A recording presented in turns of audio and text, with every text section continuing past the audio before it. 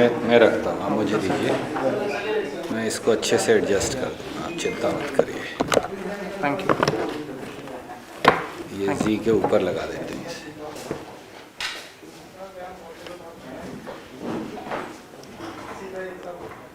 Shall we start? Okay, okay, no problem.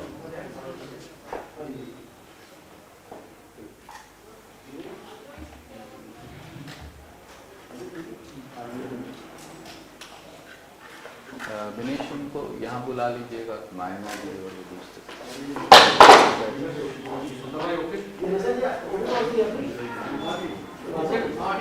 Jayendra जी। नमस्कार साथियों। No problem. We'll wait for 10 seconds more. No issues.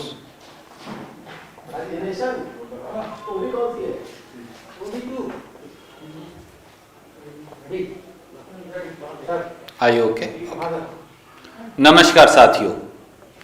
आज दो बहुत महत्वपूर्ण मुद्दों को लेकर हम आपके बीच उपस्थित हैं, पर उससे पहले मैं आप सबको नववर्ष की, आपके परिवार को, आपके सब दर्शकों और पाठकों को शुभकामनाएं देता हूं और उम्मीद करता हूं कि नया वर्ष आपके लिए नई खुशी, सुख और समृद्धि और अच्छी सेहत लेकर आए। और ओमिक्रॉन वायरस के चारों ओर फैलाव के इस वक्त में मैं आपकी अच्छी सेहत की भी शुभकामनाएं आपको देता हूं। आज हम दो बड़े महत्वपूर्ण मुद्दे लेकर आपके बीच में उपस्थित हैं। भारतीय जनता पार्टी और प्रधानमंत्री नरेंद्र मोदी जी द्वारा नियुक्त किए गए राज्यपाल महोदय सत्यपाल मलिक जी और प्रधानमंत्री मोदी जी की जो बातचीत हुई, जिसका खुलासा सामने आया है, उसने पूरे देश को स्तब्ध कर दिया है। प्रधानमंत्री के अहंकार का, प्रधानमंत्री की किसान विरोधी मानसिकता का, प्रधानमंत्री की किसान और अन्नदाता विरोधी सोच का, इससे बड़ा जीता जागता ज्वलंत सबूत कोई नहीं हो सकता। मोदी जी को अब सामने आकर बताना चाहिए कि क्या उन्होंने गवर्नर सत्यपाल मलिक जी को देश के अन्नदाता किसान को अपमानित करते हुए अहंकारी तरीके से यहां तक कह डाला कि अगर किसान मरे हैं तो क्या ये भाजपा या मोदी के लिए मरे हैं। देश के अन्नदाता किसान दिल्ली की सीमा पर न्याय की गुहार लगाते हुए दम तोड़ रहे थे और मोदी जी चंद पूंजीपतियों की दुकान चलाने की बिसात बिछा रहे थे। आदरणीय मोदी जी, ऐसा अहंकार, ऐसी किसान विरोधी सोच और ऐसा किसान विरोधी रवैया जो नरेंद्र मोदी जी और अमित शाह जी का सामने आया है, यह शायद इस देश के 75 वर्ष के इतिहास में किसी प्रधानमंत्री का नहीं आया। हमारी ये मांग है इस देश के 62 करोड़ अन्नदाताओं की ओर से कि प्रधानमंत्री नरेंद्र मोदी, अमित शाह दोनों सामने आकर देश के अन्नदाता किसानों से माफी मांगे बगैर शर्त और ये बताएं कि किस तारीख तक जो हमारे 700 किसान शहीद हुए उनके परिवारजनों को मुआवजा, परिवारजनों को एक एक सरकारी नौकरी, जो झूठे मुकदमे उत्तर प्रदेश से हरियाणा तक दर्ज हुए हैं उनकी वापसी, और एमएसपी की कमेटी का जो वादा किया था जिसका गठन भी नहीं हुआ, वो एमएसपी की कमेटी का गठन कब तक होकर कितने दिनों में वो रिपोर्ट सामने आएगी ताकि किसान को न्यूनतम समर्थन मूल्य का एक गारंटी शुदा आर्किटेक्चर मिल सके। हमारी ये मांग है कि कमेटी अगले 24 घंटे में पूर्णतः गठन हो और 30 दिन के अंदर उसकी रिपोर्ट आए। दुर्भाग्य है देश का कि जब देश के प्रधानमंत्री ही इस प्रकार का असंवेदनशील, इस प्रकार का किसान विरोधी मानसिकता का परिचय देंगे और पूंजीपतियों के नुमाइंदे के तौर पर काम करेंगे, खेत और खलिहान को बेचने के लिए षड्यंत्र में शामिल मिलेंगे, जैसा गवर्नर सत्यपाल मलिक ने कहा है, तो इस देश की खाद्य सुरक्षा की रक्षा कौन करेगा। और मोदी जी, वो 500 किसान आपके लिए नहीं मरे, वो ना भाजपा के लिए मरे, वो किसान जिन्होंने अपने जीवन की आहुति दी, वो दी देश की खाद्य सुरक्षा के लिए। उन्होंने जीवन की आहुति दी देश के 140 करोड़ देशवासियों के लिए। उन्होंने जीवन की आहुति दी न्याय और अधिकार के लिए। और अगर कोई प्रधानमंत्री इसका अपमान करेगा तो वो पाप का भागीदार भी होगा और उन्हें फौरन बगैर देरी के माफी मांगनी चाहिए। दूसरा एक और महत्वपूर्ण पहलू जिसने देश की राष्ट्रीय सुरक्षा को झकझोर कर रख दिया, एक और सामने आया। हमारा यह कहना है और मैं बड़ी जिम्मेवारी से कहता हूं कि मोदी सरकार देश की राष्ट्रीय सुरक्षा से खिलवाड़ कर रही है। मोदी सरकार देश की अखंडता से, संप्रभुता से खिलवाड़ कर रही है। मोदी सरकार एक ऐसे नेतृत्व से ग्रस्त है जो नेतृत्व कमजोर है। हां, मैं जिम्मेवारी से कहता हूं कि देश के प्रधानमंत्री नरेंद्र मोदी जी एक कमजोर प्रधानमंत्री हैं। हमने देखा किस प्रकार से नए साल में गलवान घाटी के अंदर चीन ने दुस्साहस कर दिया कि वहां पर चीन का झंडा फहराया जाएगा। वहां पर यह चीनी भाषा में लिखा जाएगा कि 1 इंच जमीन नहीं देंगे। क्या यह सही नहीं कि अगर गलवान घाटी पर कोई झंडा फहराया जाएगा और फहराया जाना चाहिए तो भारत माता का तिरंगा है और कोई नहीं। चीन ने दुस्साहस से डेप्सांग प्लेन्स में वाई जंक्शन तक कब्जा कर रखा है। चीन ने दुस्साहस से भारत की सरजमी पर गोगरा और हॉट स्प्रिंग्स में कब्जा कर रखा है। चीन ने दुस्साहस से अरुणाचल में हमारी सरजमी पर एक गांव बसा रखा है। और चीन ने यह दुस्साहस भी किया कि उन्होंने अरुणाचल प्रदेश के, हमारे देश के हिस्सों के नाम बदल दिए। और अब यह दुस्साहस भी कि गलवान घाटी पर, वहां पर वो चीन का झंडा फहराएंगे। देश के प्रधानमंत्री कहां गुम हैं? मोदी जी, आप मौन क्यों हैं? आप चीन का शब्द कहने से डरते क्यों हैं? चीन से घबराते क्यों हैं? चीन ने जो भारत की सरजमी पर कब्जा कर रखा है, वो कब्जा कब छुड़वाएंगे? और चीन को लाल आंख दिखाकर कब जवाब देंगे? चीन की आंख में आंख डालकर कब बात करेंगे? देश ये जानना चाहता है। देश को राष्ट्रीय सुरक्षा से खिलवाड़ करने वाली मोदी सरकार नहीं चाहिए। देश की संप्रभुता और टेरिटोरियल इंटीग्रिटी से कॉम्प्रोमाइज करने वाली सरकार नहीं चाहिए। ऐसी सरकार चाहिए जो भारत मां की सरजमीन से चीन के कब्जे को खदेड़ कर दिखाइए। और मोदी जी, आज देश की यह मांग है 140 करोड़ देशवासियों की कि सामने आइए, जवाब दीजिए और लाल आंख दिखाकर और आंख में आंख डालकर चीन के इस दुस्साहस का कठोर और कड़ा जवाब दीजिए और उनको भारत की सरजमी से खदेड़ कर दिखाइए। यही राष्ट्र नीति है और यही देश नीति भी है। बहुत संक्षिप्त में मैं अंग्रेजी में इन दोनों विषयों पर आपसे कहना चाहूंगा।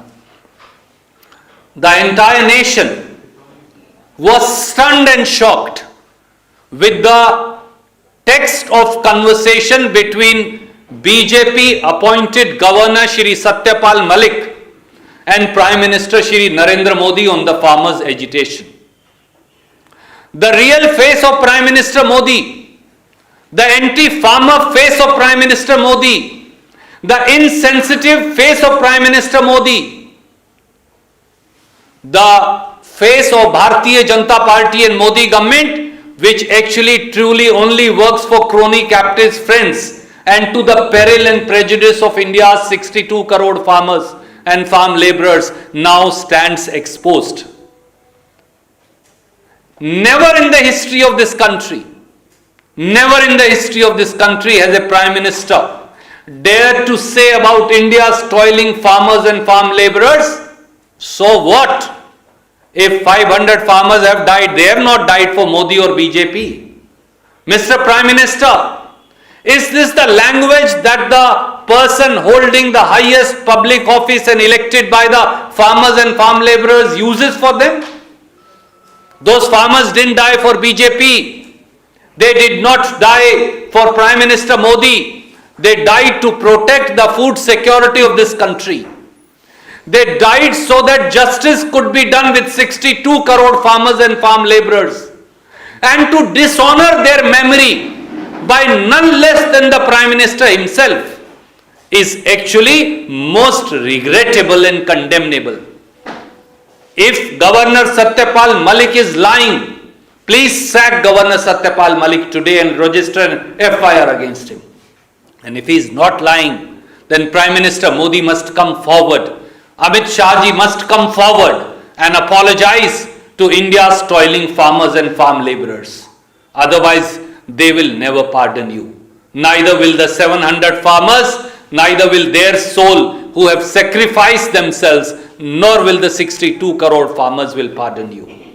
And Mr. Modi, we demand that today, please come forward and announce compensation for next of kin of each one of the 700 farmers.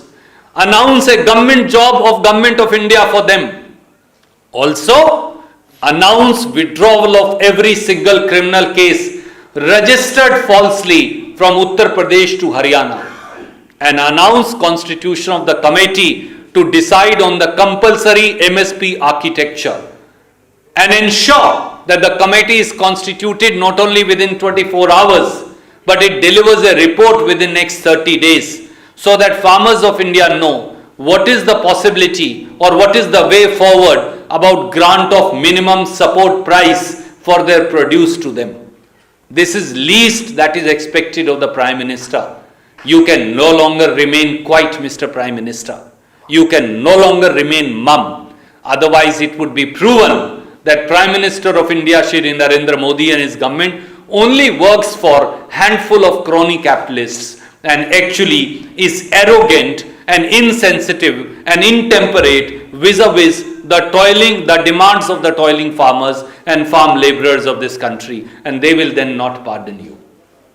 There is a second important issue, my friends, and that issue relates to national security and territorial integrity of India. With a sense of responsibility, I must say today, Modi government has compromised national security. With a sense of pain, I must say that Modi government has compromised India's territorial integrity. With a sense of dismay, I must say that we have a weak-kneed Prime Minister in Prime Minister Narendra Modi.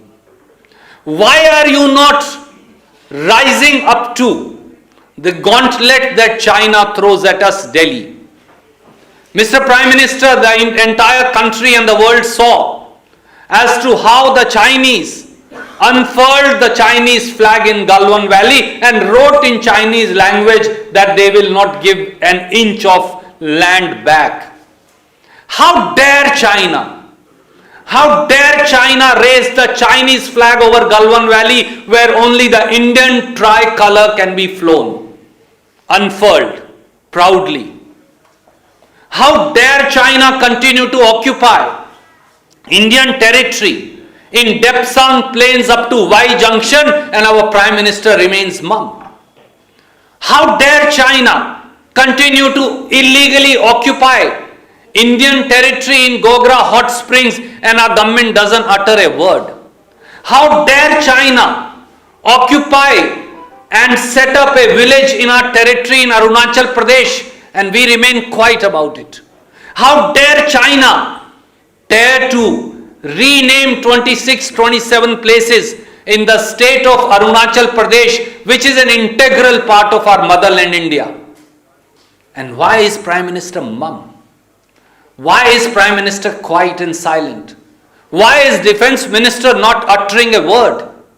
It is the bounden duty of our government and Prime Minister Shri Narendra Modi to ensure that Chinese transgression into India's territory is defeated decisively. To use your own words, Mr. Prime Minister, please show red eyes to China. Please look into their eyes and ensure that the Chinese transgression are decisively defeated. The constitutional duty, the moral duty, the legal duty, the ethical duty is upon you. So do not be scared. Please show to the world that India can not only defend itself, we can throw out those who dare to occupy our territory. That is Rajdharma. Any questions? You are welcome to ask. Satpal Malik को लेकर सवाल है, क्योंकि अभी तक प्रधानमंत्री मोदी के खिलाफ न तो उनकी सरकार में कोई बोलता है, न पार्टी में कोई मुंह बोलता है। पहली बार कोई शख्स उनके खिलाफ बोल रहा है, वो भी संवैधानिक पद पर बैठा हुआ। इसको किस तरह से लेते हैं, आपका क्या इशारा है? आदरणीय मित्र, सच्चाई बयान कर रहे हैं मोदी जी के खुद के राज्यपाल।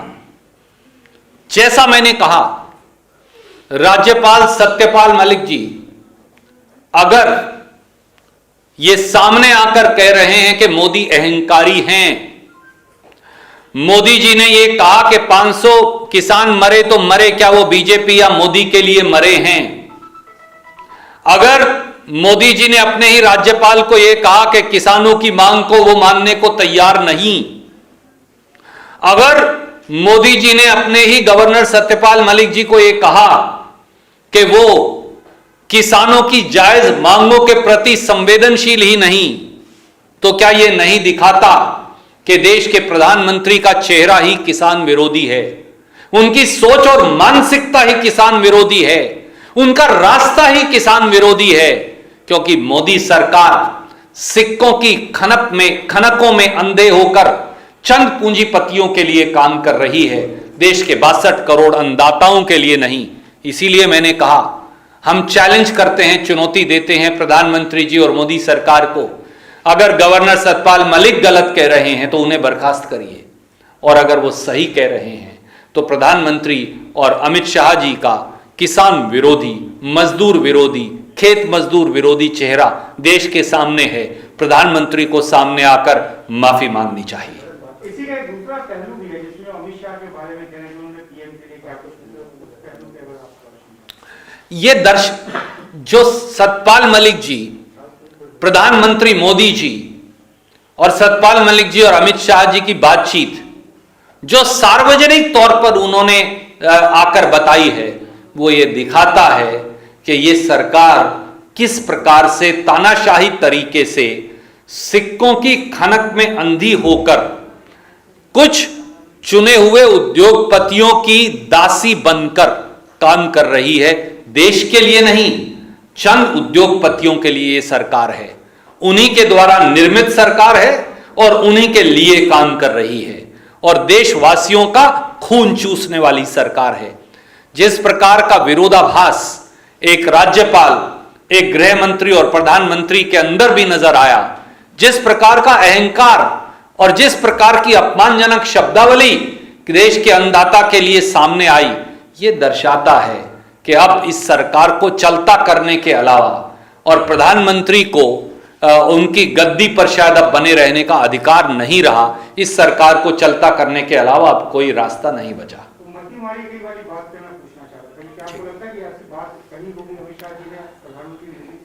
इसका जवाब भी देश के गृह मंत्री श्री अमित शाह को देना चाहिए, क्योंकि एक संवैधानिक पद पर बैठे राज्यपाल जिनकी नियुक्ति खुद नरेंद्र मोदी जी ने की और जो सीधे अमित शाह जी को रिपोर्ट करते हैं, ये बात उन्होंने कही है। अगर देश के गृह मंत्री ये मानते हैं कि प्रधानमंत्री की अकल मारी गई है, तो क्या यह नहीं बताता कि इस देश की सरकार में कितना विरोधाभास भी है और क्या कुछ गलत है। अगर देश के गृह मंत्री को ही देश के प्रधानमंत्री पर विश्वास नहीं और राज्यपाल के सामने दोनों देश के अन्नदाताओं को जिस प्रकार की अपमानजनक भाषा का इस्तेमाल करते हैं, यह दर्शाता है कि यह सरकार संविधान निर्मित सरकार तो कागज पर हो सकती है, पर यह सरकार संविधान के मुताबिक नहीं, पूंजीपतियों के सिक्के की खनक के मुताबिक चलाई जा रही है। Any other question? You welcome to ask. Yes. Yogi ji ने अमेठी में बोला है कि राहुल गांधी एक्सीडेंटल हिंदू हैं। एक गलवान पे एक सवाल जी, आप पहले गलवान पे मैं ले लूं, फिर उधर आ जाऊंगा, so that these issues are. आपने अभी गलवान में जो झंडा फहराया गया जिसका रिपोर्ट है उसके बात इनसे ज्यादा आगे बढ़ गई लगती है। सुरक्षा सूत्रों के हवाले से मीडिया रिपोर्ट ये आ रही है कि पैंगोंग पे चीन अपनी तरफ की सही लेकिन एक ब्रिज बना रहा है, इस पे कांग्रेस पार्टी क्या? याद करिए, ऑल पार्टी मीटिंग में प्रधानमंत्री मोदी जी ने यह कहा कि कोई हमारे देश के अंदर घुसा ही नहीं। फिर अक्टूबर तक 13 राउंड्स की वार्ता किस लिए कर रहे थे? और जब पैंगोंग त्सो लेक के ऊपर हमारी जरजमी पर कब्जा कर लिया गया, तो दुर्भाग्य से हमारी सरकार ने हमारी जमीन के अंदर ही बफर जोन बना दिया। और हमने इसको एक नहीं अनेकों बार उठाया और कहा कि हम अपनी LOC, line of actual control, LAC जो है, उसको खुद पीछे कर रहे हैं। पर इसके बावजूद भी बाकी जगह से चीन का कब्जा नहीं हटा। और जिस प्रकार से समझौते के विरुद्ध अब चीन उस नो गो जोन के अंदर निर्माण कर रहा है, यह चीन एक और दुस्साहस कर रहा है और प्रवोक कर रहा है भारत की सेना को भी और भारत की सरकार को भी। पर भारत की सरकार चुप क्यों है? मोदी जी चीन से डरते क्यों हैं? मोदी जी चीन का नाम लेने से घबराते क्यों हैं? मोदी सरकार थर-थर कांपती क्यों है? मोदी सरकार भारत की रक्षा करने में फेल क्यों है? मोदी सरकार हमारी संप्रभुता और टेरिटोरियल इंटेग्रिटी, हमारी सीमाओं की रक्षा करने में विफल क्यों साबित हुई है? कभी गलवान वैली, कभी डेप्सांग प्लेन, कभी डेमचौक, कभी गोगरा हॉट स्प्रिंग्स, कभी अरुणाचल प्रदेश, कभी चिकन नेक तक हमारे नॉर्थ ईस्ट के अंदर आए दिन वो दुस्साहस करते हैं। कभी वो आकर उत्तराखंड में हमारा पुल तोड़ जाते हैं। इस दुस्साहस का जवाब कब देंगे?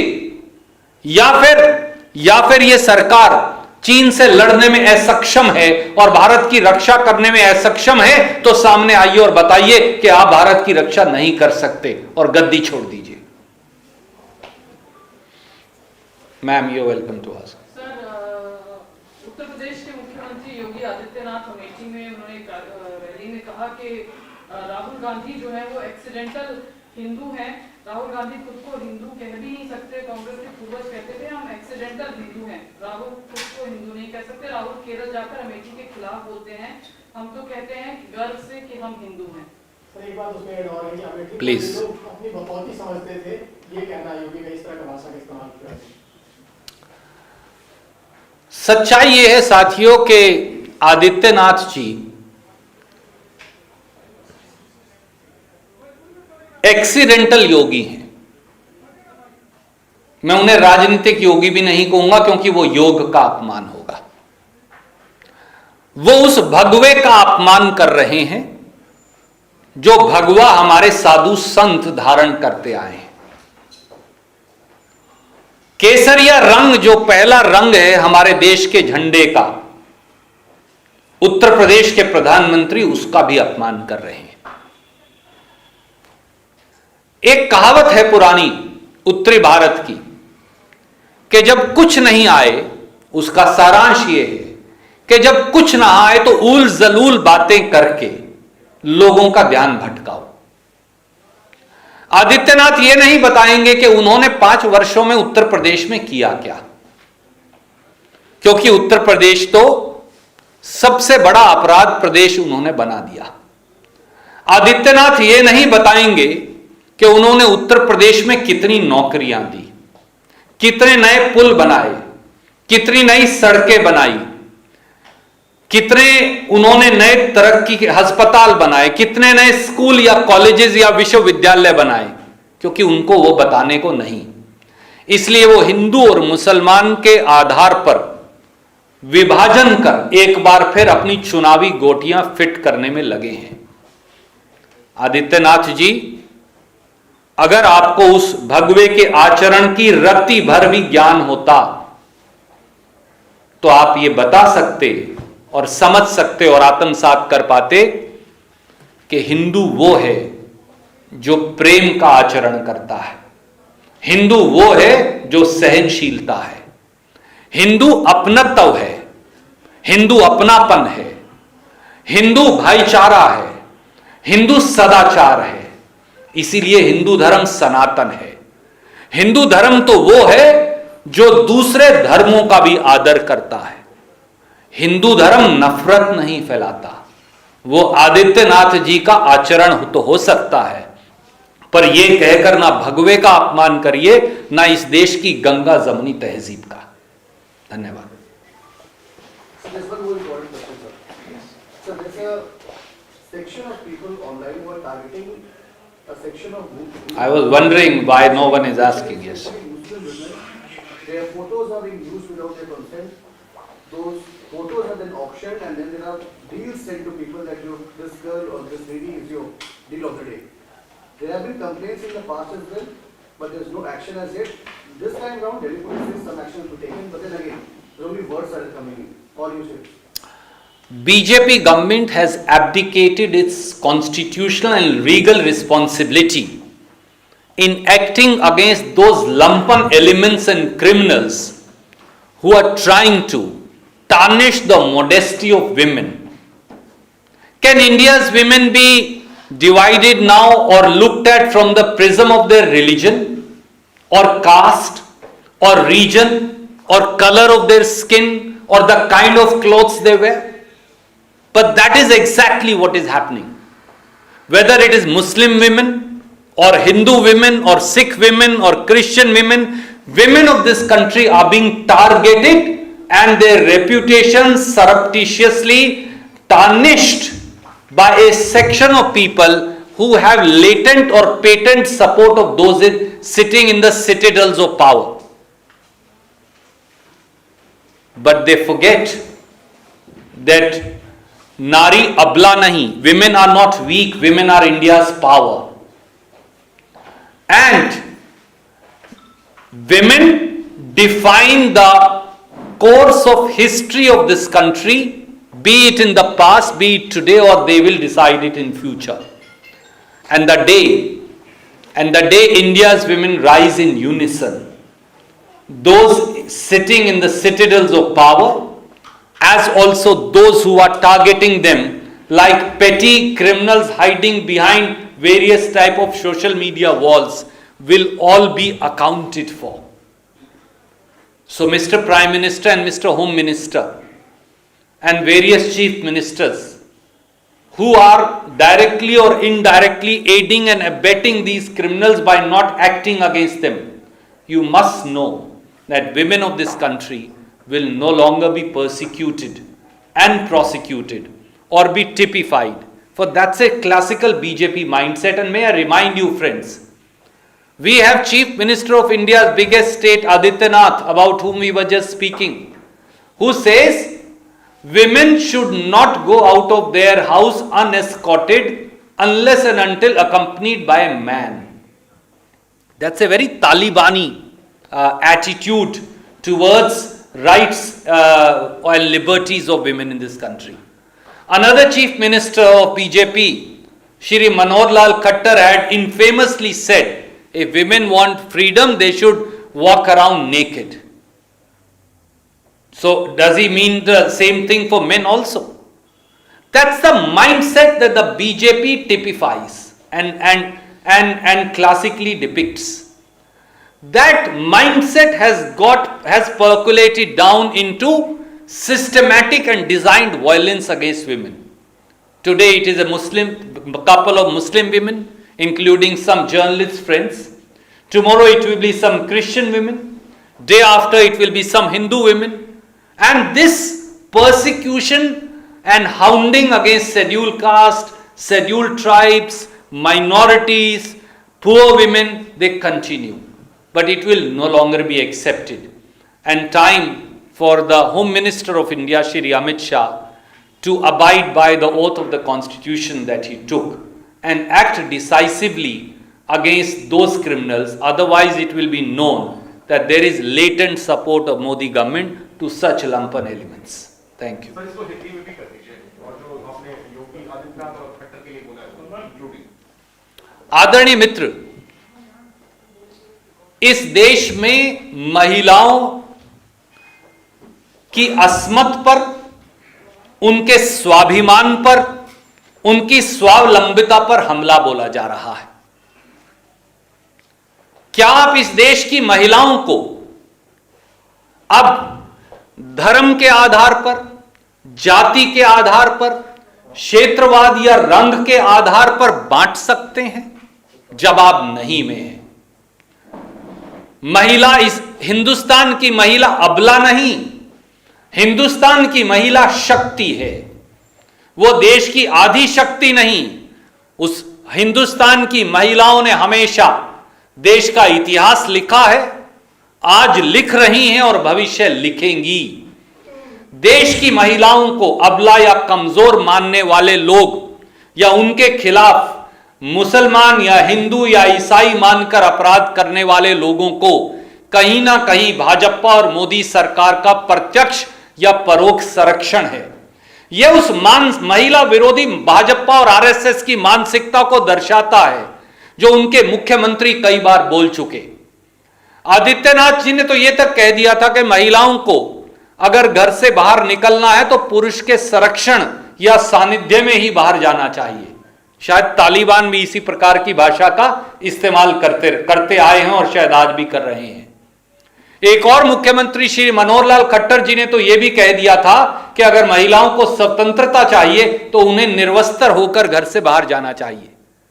जब चुने हुए प्रतिनिधि सबसे बड़े प्रदेशों के बीजेपी के मुख्यमंत्री इस भाषा का इस्तेमाल करेंगे तो स्वाभाविक तौर से महिलाओं के खिलाफ अपराध बढ़ेंगे, क्योंकि वो सारी मानसिकता फिर नीचे तक जाएगी और उन लोगों को प्रत्यक्ष और परोक्ष तौर से सरकार में बैठे सफेद पोशों का संरक्षण मिलेगा।